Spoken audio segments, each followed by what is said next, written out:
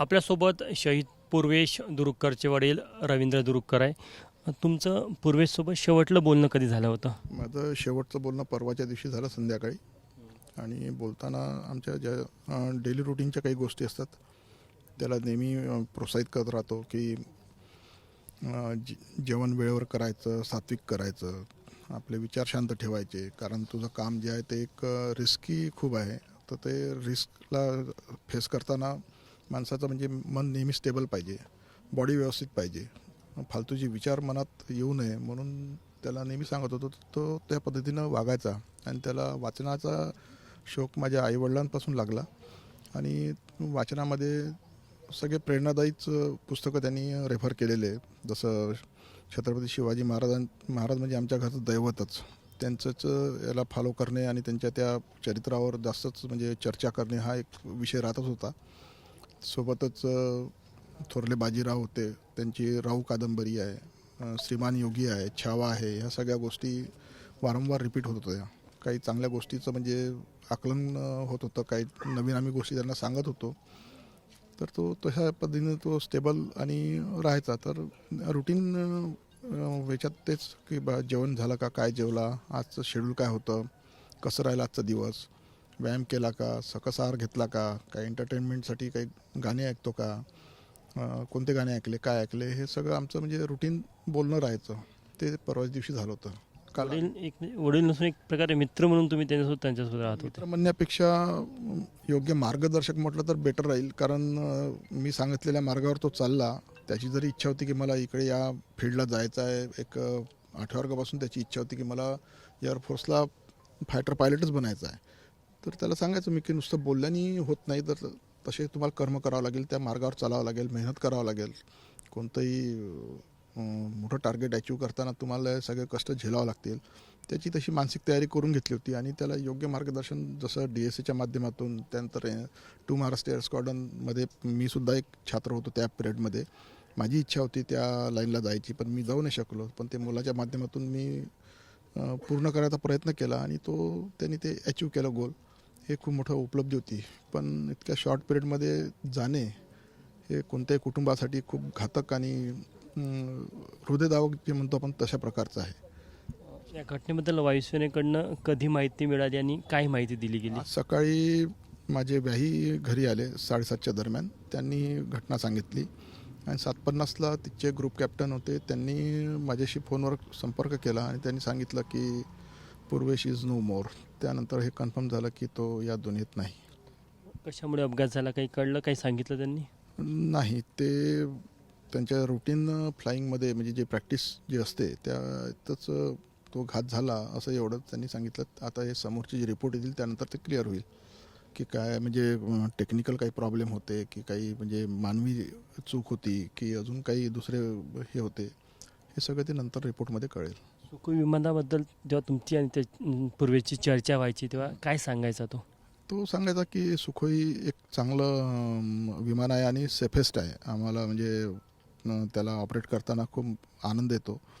आणि म्हणे की भारतातलं ते एक जे आपला ब्रह्मोस मिसाईल आहे ते फक्त सुखोईवरच फिट होतं आणि त्याचमुळं त्या ऑपरेशन सिंधूरमध्ये त्यांनी पार्टिसिपेट केलं आणि त्या पाकिस्तानच्या सोबतच्या युद्धामध्ये एक मोठा रोल त्यांनी आपला प्ले केला. त्याबद्दल त्याचं आम्हाला खूप खूप कौतुक होतं आणि खूप म्हणजे असा ऊर भरून यायचा. पण एक्झिट फार म्हणजे मनाला ऑपरेशन सिंदूरमध्ये तो होता, त्याबद्दल कधी चर्चा झाली, काय रोल प्ले केला?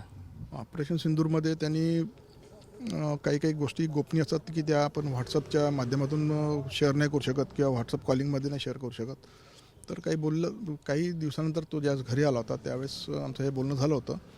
तर त्यांनी सांगितलं की त्याचा जो रोल होता तो फार म्हणजे कष्टदायक होता आणि तेवढ्याच देशप्रेमाने भारून गेलेले म्हणजे नुसते त्यांच्या डोक्यात गोंधळ होता की कसे करून पाकिस्तान तहसनेस करायचा आणि त्या तिथपर्यंत पोहोचले होते. त्यांचं असं म्हणणं होतं की 15 मिनटं जर आमच्याकडे अजून दिले असते तर आम्ही पाकिस्तानचं चित्र बदललं असतं. हे त्याचे शेवटचे प्रेरणादायी वाक्य होते आणि त्या वाक्यावरच मी बाकीच्या मुलांना प्रेरणा द्यायचं काम करतो की जे नवीन जनरेशन आहे की त्यांनी पण या सेवेत यावं आणि आपलं योगदान द्यावं वेगवेगळ्या माध्यमातून. खूप काही माध्यमं आहेत, फक्त म्हणजे समोर जाऊन म्हणजे युद्ध करणे हाच नाही, तर बाकीचे माध्यम आहे, त्यात जाऊन त्यांनी आपलं योगदान द्यावं, असं मी त्या प्रेरणादायी वाक्यावर मी खूप लोकांना गाईड केलेलं आहे. त्याला एअरफोर्सच्या आणखी काही परीक्षा द्यायच्या होत्या, भविष्याला घेऊन काही चर्चा होत होती का? भविष्याबद्दलची चर्चा सध्या तर नव्हती, कारण त्यांनी आता सध्या आपलं टार्गेट सेट केलं होतं की मला इथे म्हणजे अजून जास्त स्किल्ड व्हायचं आहे म्हणून. कारण जितकी प्रॅक्टिस मी जास्त करेल, जितकी मी जास्त फ्लाईंग करेल, तितका मी स्किल्ड होईल. तर त्यानंतर मग समोरचा विचार होता, कारण त्याचं आता नुकतंच प्रमोशन झालं होतं मागच्या वर्षी.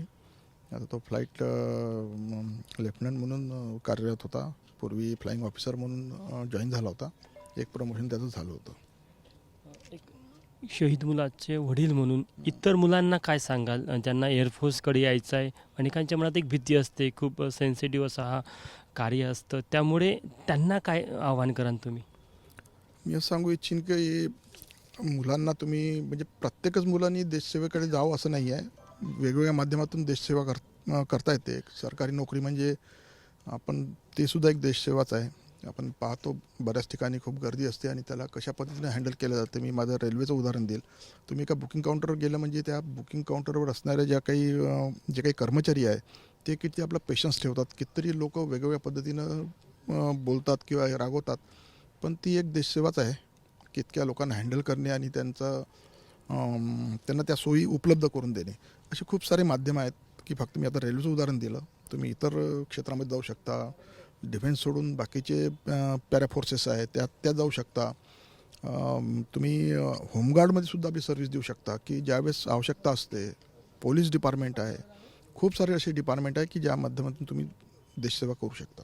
आम्ही जेव्हा पूर्वीच्या शाळेत गेलो तेव्हा त्याचं खूप कौतुक होत होतं. तिथल्या ॲल्युमिना वॉलवर त्याचा फोटो लावलेला होता आणि तो कसा प्रकारे देशसेवेसाठी भारावून गेलेला होता आणि त्यांनी त्याचं व्हिजन कसं प्रकारे एका भाषणामध्ये ते मांडलं देखील होतं.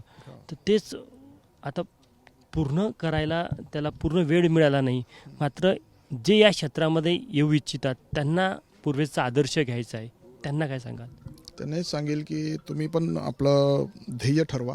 त्याचं एकच होतं की तुम्ही गोल ठरवा आणि गोल ठरवून गोलच्या दिशेने जे काही आवश्यक गोष्टी आहे त्याच्यावर तुम्ही फोकस करा.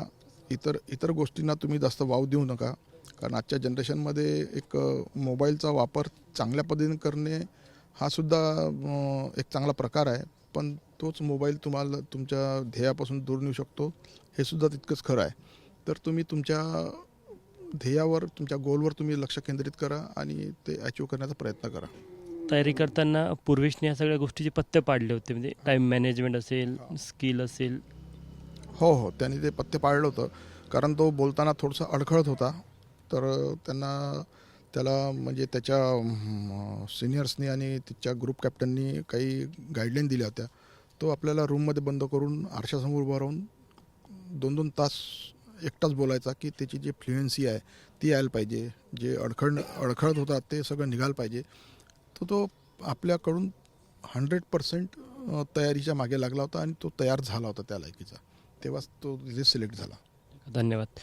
कॅमेरामॅन अतुल येडेसह तुषार कोहळे, ABP माझा, नागपूर. ABP माझा, उघडा डोळे बघा नीट.